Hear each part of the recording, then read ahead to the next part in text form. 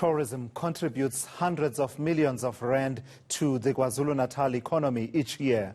But with the country experiencing its second wave of the coronavirus infections, traveling has decreased. And officials are now discussing whether or not to close beaches to try and stop the spread. eNCA's Mawande Keswa joins me now from Durban for an update on that particular story. So, Mawande, I happened to be in Durban in the last few days and I saw the scenes from Durban's South Beach from afar and decided that's not for me in terms of just how packed it really was. How concerned are authorities there?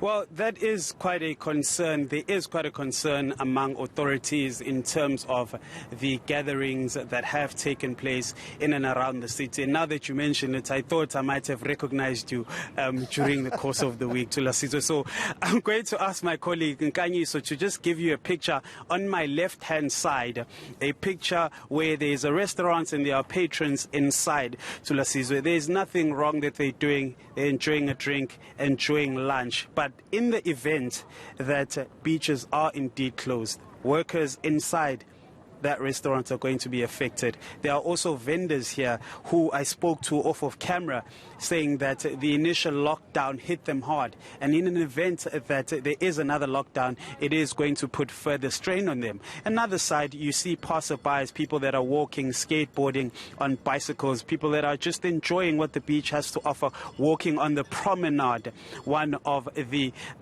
biggest promenades in Africa. Another picture I'd like to show you again to the camera's far left is that of the beach itself, the sea. One of the many reasons why people come from Johannesburg to eThekwini, to KZN, to enjoy the beaches. There are people that are swimming there. There are children, mothers, fathers, brothers, everyone enjoying themselves. And in the event that beaches are closed, those are the other people that will be affected. Thulasizwe, as you've said, you've paid for your accommodation. You've come to Durban only to find that the beaches are now closed. What is it that you now do to continue enjoying yourself? Because you've already paid. Is it possible to get a refund? Probably not. So the effects would be quite huge. The MEC for Economic Development, Tourism and Environmental Affairs in the province, Ravi Pillay, last month, Thulasizwe, said we're expecting over 600,000 people in the province. Those people have booked accommodation. Those people are looking at events that they may go to. We know that the larger events have been indeed cancelled. We're speaking about events such as Fact Durban Rocks. So indeed, that part has been dealt with in terms of those events. But beaches still do pose a risk, not necessarily by being at the beach, but the process to getting to the beach. You need to go to the loo. You stand in a queue. You're inside the loo. There are quite a number of risks that are associated to being in and around this area. Yeah, absolutely. So do we know what the inclination of the provincial authorities is? There, Mawande, you quote the MEC Ravi Pillay in as far as the numbers that are expected in terms of tourism. We've also heard what the Eastern Cape's preference is in as far as the Premier there is concerned for the closure of beaches. Do we know which way the authorities in KZN are leaning on this matter? So I'll take this in two, Thulasizwe. First and foremost, not long ago, the eThekwini mayor spoke and said the closing of beaches is not on the cards. Then on the other hand, you have the provincial authorities, KZN Premier Sihle Zikalala, which then who alluded to the fact that it is a possibility, that is something that could happen.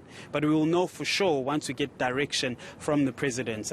But in terms of the grapevine and what's on the ground and what's being heard and spoken, it is something that is a possibility, something that will indeed affect the province itself, the city itself, and the people. You understand, Thulasizwe, December 16 is around the corner.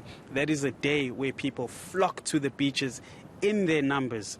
So what that announcement will hold will have a bearing in terms of what people can do moving forward, or can and cannot do rather, with respect to gatherings and the beach itself. And it's not for nothing that Durban is known as South Africa's playground, Africa's playground. The visuals we've been seeing on social media that are purportedly from one of the establishments there in KwaZulu-Natal are cause for great concern. What's being said around this visual? visuals that purportedly were recorded during, one of those revel sessions at one of these establishments. Well, it has been largely criticized, Thulasizwe, because you had a situation where people weren't social distancing.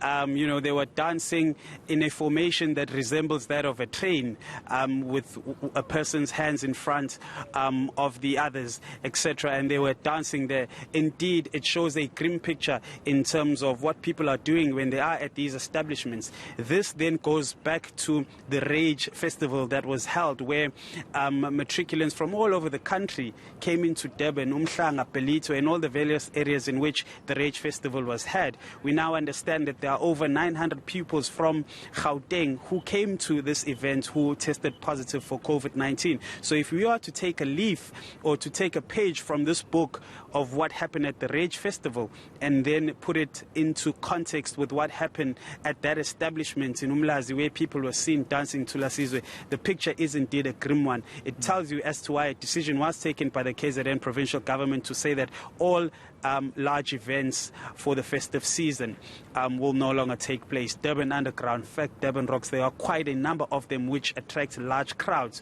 So although establishments still continue to operate, how responsible are people when they go to these establishments? Yeah. Those visuals tell us a story, to Lasizwe. Not very responsible. They really do. And I must tell you, now that you ask, Mawande, in Umhlanga, where I spent much of the weekend, it wasn't so packed as much at the beaches. My sense was it wasn't totally out of control.